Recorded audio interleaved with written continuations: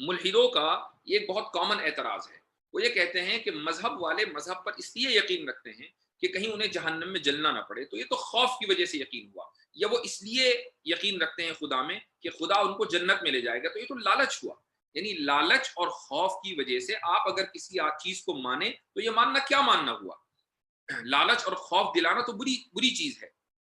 یہ ان لوگوں کا ایک کامن اعتراض ہے. اور آرمین نوابی نے اپنے آخری جو میں نے ہائی لائٹڈ پیراگراف پڑھا اس کے اندر اسی چیز کو ذکر کیا ہے. آج اسی کو تھوڑا سا اس پر بات کر لیتے ہیں. میں 3 مثالیں آپ کو دیتا ہوں.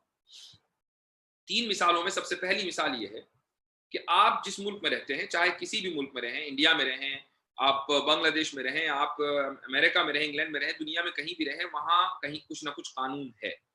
اور مجھے امید ہے کہ آپ سبھی قانون کی پاسداری کرتے ہوں گے, قانون کو فالو کرتے ہوں گے.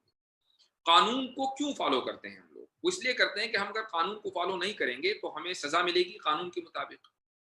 تو قانون کا خوف ہمیں قانون کی پاسداری کرنے پر مجبور کرتا ہے. اسی طریقے سے ہمیں یہ لالچ بھی رہتا ہے کہ اگر ہم قانون کی پاسداری کریں گے اور سب لوگ کریں گے تو ہمارا ملک عظیم بنے گا, ہم عظیم بنیں گے. یہ لالچ بھی رہتا ہے. اور جب ملک کے اندر لا اینڈ آرڈر کی سچویشن مینٹین ہو تو ملک ترقی کرتا ہے. دنیا کا یہ ضابطہ ہے. تو ایک طرف لالچ ہے قانون کو فالو کرنے کا, اور ایک طرف خوف ہے. خوف اور لالچ کی بنیاد پر ہم قانون فالو کرتے ہیں. کیا دنیا کا کوئی آدمی یہ کہہ سکتا ہے کہ تمہیں شرم آنی چاہیے کہ تم خوف اور لالچ کی وجہ سے قانون فالو کرتے ہو؟ تمہیں کسی بھی قسم کا خوف اور لالچ نہیں ہونا چاہیے. کیا کوئی آدمی یہ کہہ سکتا ہے؟ دنیا کا کوئی آدمی یہ نہیں کہہ سکتا. بلکہ ہر شخص خوف اور قانون کی وجہ سے, خوف اور لالچ کی وجہ سے قانون کو فالو کرنے کو درست ٹھہراتا ہے. پہلی مثال تو یہ. دوسری مثال یہ ہے کہ ایک بچہ اسکول جاتا ہے, اس کو خوف رہتا ہے کہ اگر میں محنت نہیں کروں گا, نہیں پڑھوں گا تو میں فیل ہو جاؤں گا. اس خوف کی وجہ سے وہ پڑھتا ہے. اور لالچ اس کو یہ رہتا ہے کہ اگر میں محنت کروں گا تو مجھے زیادہ نمبرز آئیں گے, میں ڈسٹنکشن سے پاس ہوں گا, اگلی کلاس میں جاؤں گا, اس کے بعد اگلی کلاس میں جاؤں گا, اور اگر میں نے اپنا ہائی اسکول اور انٹر بہت اعلیٰ نمبرات سے مکمل کر لیا تو میری بڑی اچھی یونیورسٹی کے اندر میں کسی کوئی ڈگری کورس کر سکتا ہوں. یہ لالچ ہے. تو خوف اور لالچ کی وجہ سے اس نے محنت کی. کیا آپ یہ کہہ سکتے ہیں شیم آن یو, تمہیں شرم آنی چاہیے کہ تم خوف اور لالچ کی وجہ سے محنت کرتے ہو؟ بغیر کسی خوف اور لالچ کے تمہیں محنت کرنا چاہیے. کوئی بھی آدمی دنیا میں یہ نہیں کہے گا, بلکہ اس پر گفتگو ہی نہیں ہوتی. یہ ایک ایکسیپٹڈ چیز ہے. دنیا اس کو تسلیم کرتی ہے چونکہ ایک بدیہی چیز ہے. بدیہی چیز کے اوپر جو آبویس ہوتی ہے اس کے اوپر کوئی گفتگو ہوتی نہیں ہے.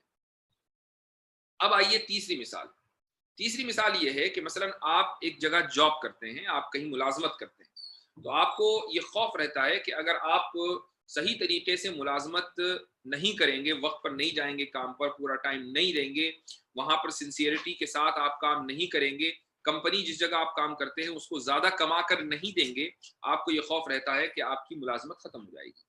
تو اس خوف کی وجہ سے آپ زیادہ محنت کرتے ہیں. کیا کوئی آدمی یہ کہہ سکتا ہے کہ نہیں تم غلط کر رہے ہو, تمہیں خوف کی وجہ سے محنت نہیں کرنی چاہیے, تمہیں صرف محنت کی وجہ سے محنت کرنی چاہیے. For the sake of the effort you must do an effort. کوئی یہ نہیں کہتا. یا مثلا ایک آدمی کسی کمپنی میں بونس کے اوپر ملازمت کرتا ہے, یعنی اس کی ایک بیس سیلری ہے, مثلا 1000 روپے اس کو ہر مہینے ملیں گے. وہ سیلز ایجنٹ ہے, جتنا اس کے بعد وہ بیچے گا اتنا ہی اس کو بونس ملے گا یا کمیشن ملے گا. تو اس کمیشن کے لالچ میں وہ زیادہ سے زیادہ بیچتا ہے, زیادہ سے زیادہ سیل کرتا ہے. تو کیا کوئی یہ کہہ سکتا ہے کہ نہیں یہ تو بہت ہی غلط بات ہے کہ تم زیادہ پیسے کے لالچ میں چیزوں کو بیچ رہے ہو؟ ہرگز تمہیں زیادہ پیسوں کے لالچ میں کچھ بیچنا نہیں چاہیے. یہ 3 مثالیں ہیں. کیا کوئی بھی انسان خوف اور لالچ کو ان 3 فیلڈز کے اندر غلط نہیں ٹھہرا سکتا, چاہے وہ قانون کی فیلڈ ہو, چاہے وہ تعلیم کی فیلڈ ہو, چاہے وہ ملازمت کی فیلڈ ہو. اب آئیے آگے, وجہ کیا ہے, کیوں ہم ان 3 فیلڈز کے اندر خوف اور لالچ کو درست ٹھہراتے ہیں؟ اس کی وجہ یہ ہے کہ ان 3 چیزوں کا لاجیکل اور مورل جواز موجود ہے.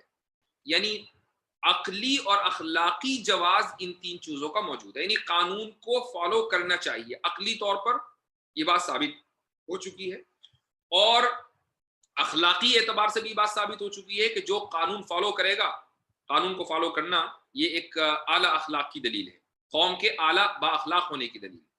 ایسے ہی تعلیم کا عقلی اور اخلاقی جواز بھی ثابت ہو چکا ہے، یعنی عقلی اعتبار سے ایک انسان کو پڑھنا ہی چاہیے، جہالت کوئی اچھی چیز نہیں ہے، اور اخلاقی اعتبار سے بھی انسان کو پڑھنا چاہیے کہ جو قوم پڑھتی ہے وہ با اخلاق ہوتی ہے۔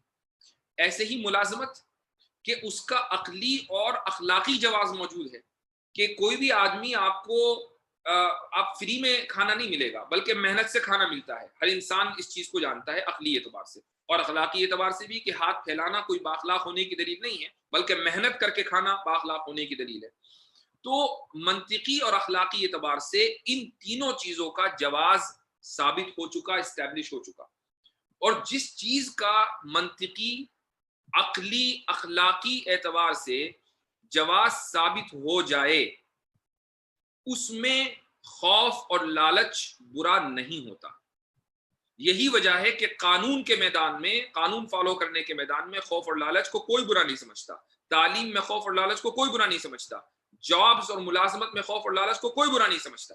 ہاں، اگر کسی چیز کا عقلی اور اخلاقی جواز ثابت نہ ہو وہاں خوف اور لالچ برے ہیں۔ مثال دیتا ہوں، مثال یہ ہے کہ آپ کو اگر کوئی آدمی یہ کہے کہ میں تم کو 1,00,000 روپے دوں گا، تم فلاں آدمی کا جا کر قتل کر دو، آپ نے جا کر قتل کر دیا، یہ لالچ دینا برا ہے۔ کیوں برا ہے؟ اس لیے کہ قتل کرنا عقلی اور اخلاقی اعتبار سے برا ہے۔ اب عقلی اور اخلاقی اعتبار سے جو چیز بری ہو اس کے کرنے پر اگر لالچ دیا جائے تو یہ لالچ برا ہوگا، یا اس کے کرنے پر اگر خوف دلایا جائے تو یہ خوف دلانا یا خوف کھانا برا ہوگا۔ اب آ جائیے مذہب کی طرف۔ ہم اہل مذہب کے نزدیک، ملحدوں کی تو بات ہی نہیں ہو رہی ہے، ہم اہل مذہب کے نزدیک مذہب کا عقلی اور اخلاقی جواز قائم ہو چکا ہے۔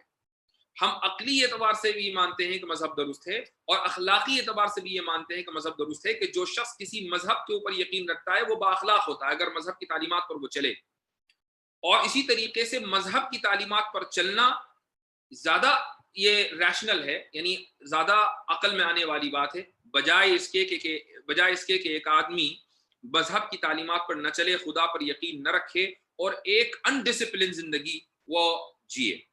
تو مذہب کا عقلی اور اخلاقی جواز قائم ہو چکا ہے، لہٰذا مذہب کی فیلڈ میں خوف اور لالچ برے نہیں ہیں۔ ان کو خوف اور لالچ، جس کو ہم یعنی جو بری کوالٹی جس کو ہم خوف اور لالچ کہتے ہیں، وہ بری کوالٹی مذہب کی فیلڈ میں نہیں کہلائے جائیں گے،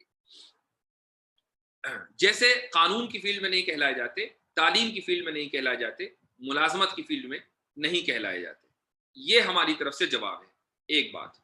دوسری بات یہ ہے کہ آرمین نوابی نے یہ کہا کہ اگر آپ جہنم کے خوف سے اللہ پر ایمان لائیں تو گویا کہ آپ مخلص نہیں ہیں، آپ سنسیئر نہیں ہیں، تو پھر اللہ تعالیٰ تو صرف مخلص لوگوں کو جنت میں بھیجے گا نا، تو وہ آپ کو جنت میں کیوں بھیجے گا؟ آپ تو جہنم کے خوف سے ایمان لائے ہیں، تو آپ کے اندر تو اخلاص ہے ہی نہیں۔ اس کا جواب یہ ہے کہ اگر ایک آدمی جنت کے لالچ اور جہنم کے خوف کی وجہ سے ایمان لے آتا ہے تو گویا کہ اس کے اوپر قرآن میں موجود وعد اور وعیدیں اثر کر رہی ہیں۔ قرآن میں جنت کا وعدہ کیا گیا ہے، وہ اس سے متاثر ہوا ہے، جہنم کی وعید اور جہنم کی وارننگ دی گئی ہے، وہ اس سے متاثر ہوا ہے، اور جو شخص وعدے اور وعیدوں سے متاثر ہو جائے اس کے اخلاص میں کوئی شک، وہ آدمی مخلص ہی ہوتا ہے۔ تو جہنم کے خوف سے جو ایمان لایا اور جنت کے لالچ میں جو ایمان لایا وہ پکا مخلص ہے، اس کے اخلاص میں کوئی شک ہے ہی نہیں، اس کو جنت میں جانا ہے اور جہنم سے بچنا ہے۔